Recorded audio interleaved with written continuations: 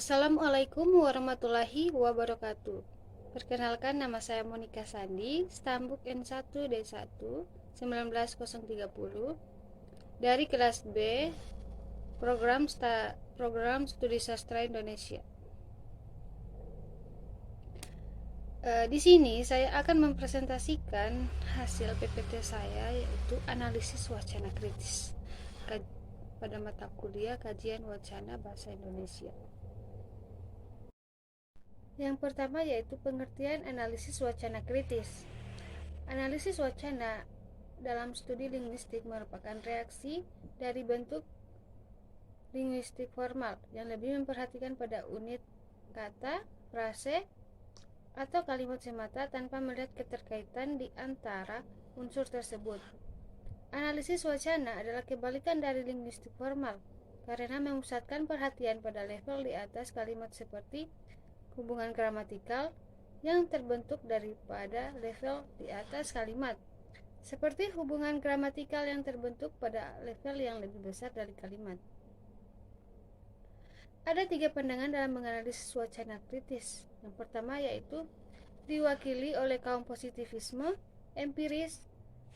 Menurut mereka menggambarkan tata aturan kalimat, bahasa, dan pengertian bahasa.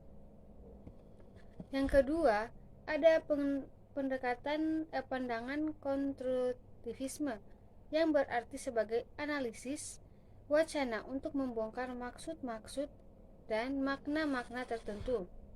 Yang ketiga, ada pandangan kritis yang berarti menekankan pada konstelan kekuatan yang terjadi pada proses produksi dan reproduksi makna. Adapun model analisis wacana kritis terbagi menjadi 5 bagian. Yang pertama ada AWK Norman Forge-Claude Dialectical Relation Approach atau DRA.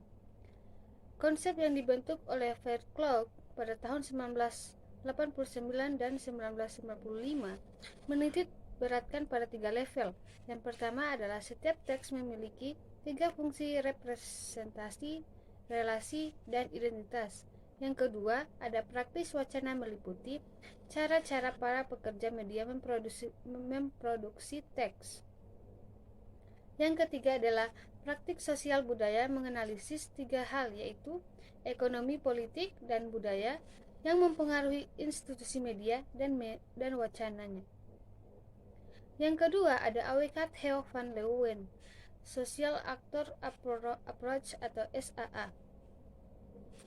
Theo van Leeuwen memperkenalkan model analisis wacana untuk mengetahui bagaimana sebab kelompok dimunculkan atau disembunyikan. Analisis Theo van Leeuwen menampilkan bagaimana pihak-pihak dan sosial aktor ditampilkan dalam pemberitaan. Yang ketiga ada AWK Theo van Dijk atau Socio-Cognitive Approach atau SCA. Model Van Dijk digambarkan mempunyai 3 dimensi, yaitu teks, kognisi sosial, dan konteks sosial. Menggabungkan ketiga dimensi wacana tersebut dalam satu analisis.